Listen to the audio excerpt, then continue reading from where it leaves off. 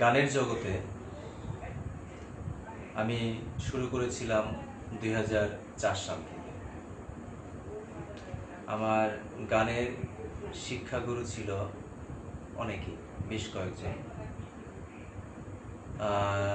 প্রথমত হাতে করে দিয়েছি 2004 সালের দিকে সন্ধ্যা রানী, তার কাছে সারগাম শেখা।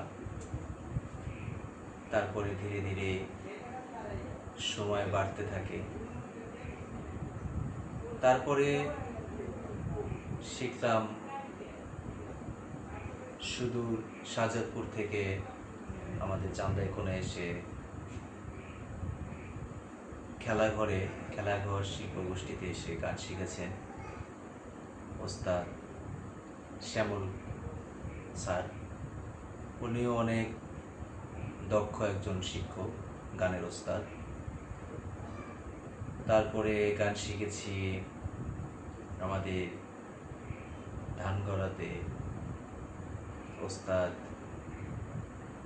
মতিউর রহমান। গান শিখেছি ধানগড়াতে আরেকজন ওস্তাদ নাসির উদ্দিন। এরকম আরও অনেক বড় বড় ওস্তাদের কাছে আমি গান শিখেছি। সেই 2004 সাল থেকে ক্রমান্বয়ে গান শিখেছি 2015 সাল পর্যন্ত। এই 4 সাল থেকে 15 সাল পর্যন্ত এই সময়ের ভিতরে আমি অনেক বিভিন্ন প্রোগ্রামে গান পরিবেশন করেছি। বিভিন্ন স্কুল, বিভিন্ন কলেজ, বিভিন্ন সাংস্কৃতিক অনুষ্ঠান, তারপরে জাতীয় অনুষ্ঠান, জাতীয় দিবস।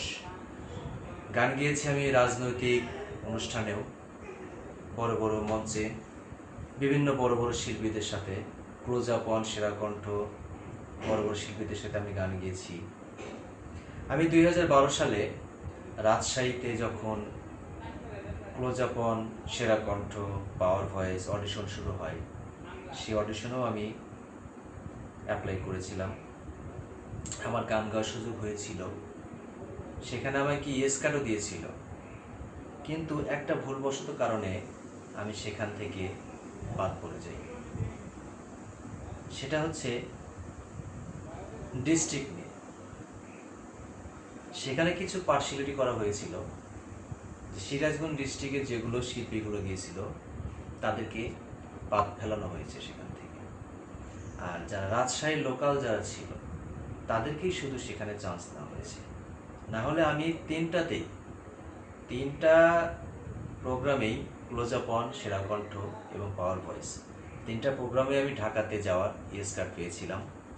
বিচারক মণ্ডলীরা যারা ছিলেন সবাই আমার গানের কলা, সবাই আমার গান দুটোই পছন্দ করেছেন।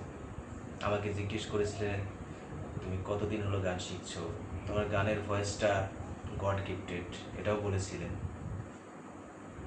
সেখানে উপস্থিত ছিলেন গণ্যমান্য অনেক শিল্পী, দেশের বড় বড় শিল্পীরা সেখানে উপস্থিত ছিলেন, সেটা আপনারা সবাই জানেন। তারপরে ধীরে ধীরে আমি 2016 সালের দিকে কর্মজীবনে প্রবেশ করি। কর্মজীবনে প্রবেশ করার পরে দেখা গেছে যে সময়ের একটা অনেক ডিস্টেন্স তৈরি হয়ে গেছে, যেটার কারণে আমি গানের জগৎ থেকে অনেকটাই পিছিয়ে চলে গেছি। দেখা যাচ্ছে কর্মজীবনের সাথে যখন আমি কাজ করি, কাজ শেষ করে এসে কিন্তু আর সেই এনার্জিটা আর থাকে না। ধীরে ধীরে ধীরে সময় চলে যাচ্ছে, আমার গানের দিক থেকেও ধীরে ধীরে আমি সরে আসছি। তারপরেও দেখা যায় যে যেহেতু গান প্র্যাকটিস আগে থেকে জানা ছিল, একটু মন খুলে নিজেভাবে গান গাওয়ার চেষ্টা করি। জানি না সবার কেমন লাগে, দুই একটা করে গান আমার ফেসবুক পেজ, ফেসবুক প্রোফাইল, তারপর আমার নিজস্ব ইউটিউব চ্যানেল আছে, সেখানে ছাড়ি। দর্শক মণ্ডলীদেরকে আমি বারবার বলি যে আমার গানে যদি কোনো ভুল ত্রুটি হয়ে থাকে আমাকে সেটা বলবেন, আমি সেটা সংশোধন করার চেষ্টা করব।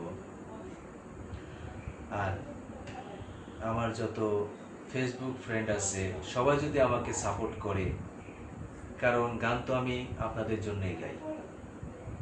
কারণ আপনাদের কাছে যদি গান ভালো লাগে তাহলে আমি আরও ভালো ভালো গান গাওয়ার আগ্রহ প্রকাশ করতে পারবো। গান গাইতে আমার ভালো লাগবে। তা আপনারা সবাই আমার ফেসবুক পেজ, ফেসবুক প্রোফাইল এবং ইউটিউবে বেশি বেশি গানগুলা দেখবেন, শুনবেন, বেশি বেশি শেয়ার করবেন। এতে করে আমার গান গাওয়ার আগ্রহটা আরও বেশি হবে। আমি আপনাদেরকে আরও ভালো ভালো গান উপহার দিতে পারবো। ভবিষ্যতে আরও ভালো ভালো গান দিতে পারবো। আর আমার গানের ভিতরে যদি কোনো ভুল ত্রুটি হয়ে থাকে সেটা অবশ্যই আমাকে বলবেন, আমি সেটা সংশোধন করার চেষ্টা করব।